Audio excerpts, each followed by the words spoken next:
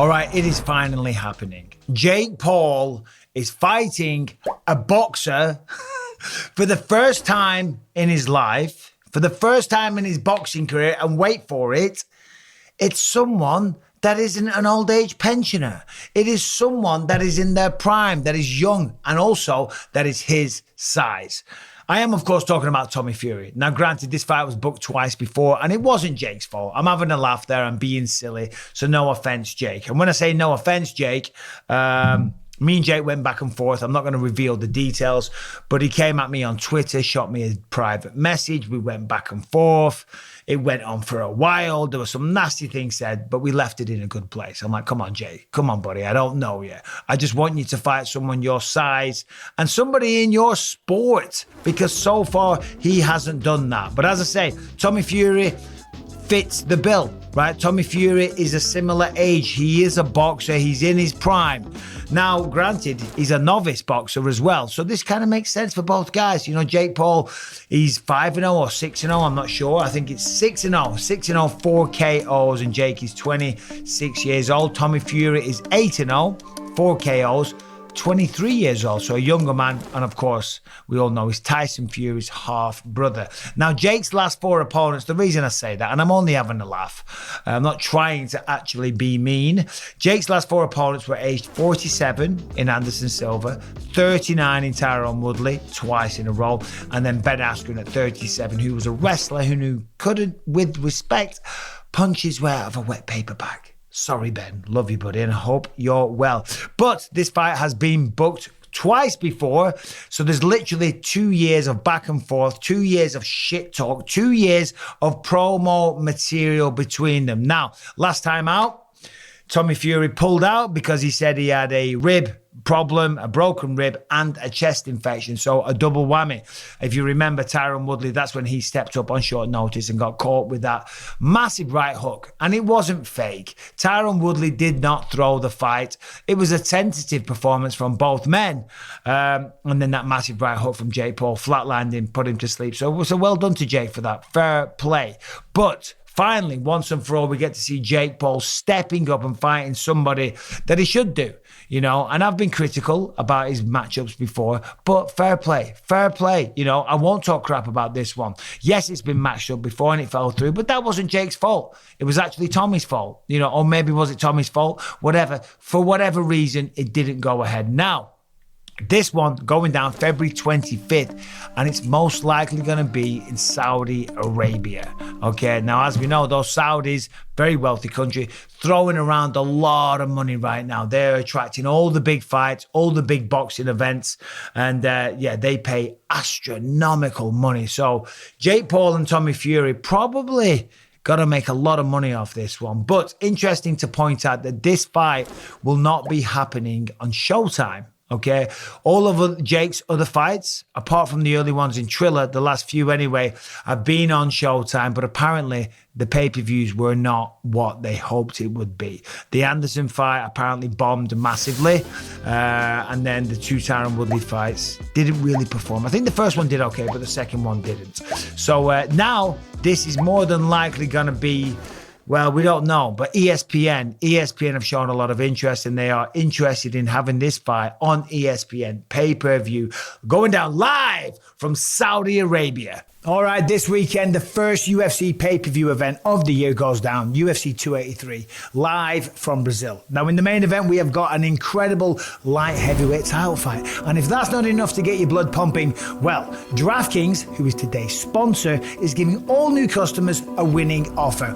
All you have to do, new customers, sign up to DraftKings, use my promo code Bisping, bet at least $5 on any UFC 283 fight, and you will instantly receive an additional $200 in free bets. Now, as I say, an incredible offer. New customers bet only $5 on the fight of your choosing, and instantly you will get $200 in bonus bets deposited into your account. Now, for those who are unaware, DraftKings Sportsbook is the only sportsbook where you can combine multiple bets from the same fight for a shot at even bigger winnings. That is right. DraftKings is the only place you can place same fight parlay.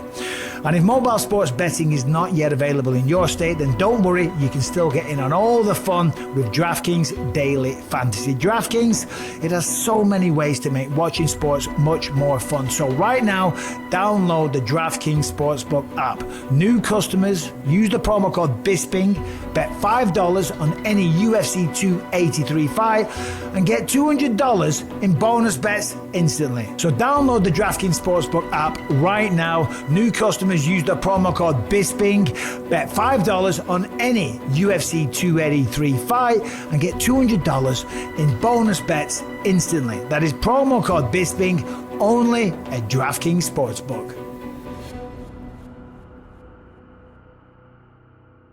Okay, so, hey, big opportunity for both men. May the best man win, but let's talk about it. Tommy Fury is quite the specimen. He really is. Very tall, very young, only 23 years old, 8-0.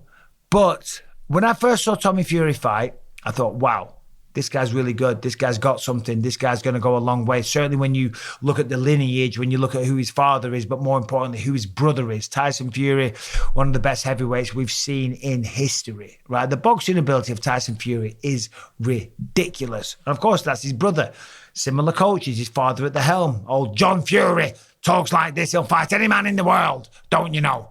So you think he's going to be good. But then I saw him fight when Jake Paul fought Tyron Woodley first. And who knows, maybe it was just a bad night at the office, but I think he fought, yeah, he did, Anthony Pretty Boy Taylor. That went down in Ohio. And I didn't like the fight. I didn't like it. I didn't think it was a good performance from either man. And I thought that Tommy Fury didn't look very good. And I thought to myself then, well, is that because I'm putting too much stock? Is that because the people that he fought and he beat, where he looked impressive, were absolute bombs, and Anthony Pretty Boy Taylor was a step up? That is a real potential. That is a real potential. Or because maybe it's because Anthony Pretty Boy Taylor is an MMA guy and he was a wrestler. So his stance is a little off. His shot selection and the rules of the fight, the rhythm of the boxer is very, very different. So maybe that gave Tommy, a little problem, finding the timing and the rhythm, the unusual footwork and things like that. It can throw people off. I know for a fact when boxers spar MMA guys, even in boxing, it can throw them off because they don't move like a boxer or throw the same shots as a boxer. Now, what do we think? What do we think happens? I think Jake Paul wins this fight. And fair play to him. He wanted this fight. He said a couple of times this fight was never going to happen again. But both men are going to make a lot of money here. Both men are guaranteed to make a lot of money. Jake Paul is not going over to Saudi Arabia. He's got a good manager. They've got a smart team. They've been involved in some big events, some big fights. It is concerning that it's not on Showtime. And obviously that does kind of give further credence to the rumors that were going around that the pay-per-view bombed, and that Showtime no longer want to do business with him. Maybe that's also why Jake Paul came over to the PFL, because they needed a partner. Now, of course, Jake Paul's on about fighting mixed martial arts. He's made Nate Diaz a 2-fight offer, one in boxing, one in mixed martial arts. And I hope that goes down as well for both men, mainly for Nate Diaz. I hope he gets that big payday that he deserves after all the time that he gave to combat sports. But this one in Saudi Arabia, yeah, it's going to be interesting. Now, I've got Jake Paul winning the fight. I think he's made incredible improvements. I think he's getting better with time. And regardless of whether or not me and him go back and forth on Twitter and talk a little bit of shit, I wish him all the best. He's a young man. He's 25 years old. I've got nothing against him. I just didn't like it when he was going up against 47-year-old Anderson Silva or, former legends of mixed martial arts that were past their sell-by date and where the fire had gone out. So that sounds insulting, doesn't it? But it's not meant to be insulting. Tyron Woodley was a tremendous champion for the UFC, defended the belt, I think, 5 times, but then his last 4 fights, he never really showed up, because that's what happens. You get old, and at some point that young, because I know it, because I'm that man now. I'm 43 years old. When I was younger, I was a maniac, and I would fight anybody, and I wanted to fight everybody. I did, certainly when I was younger, I had a tremendous amount of street fights, and then I got involved with the UFC and I wanted to fight everybody. But that version of me doesn't exist anymore, okay? Maybe deep down it is. You push enough buttons, you fuck around, you'll find out.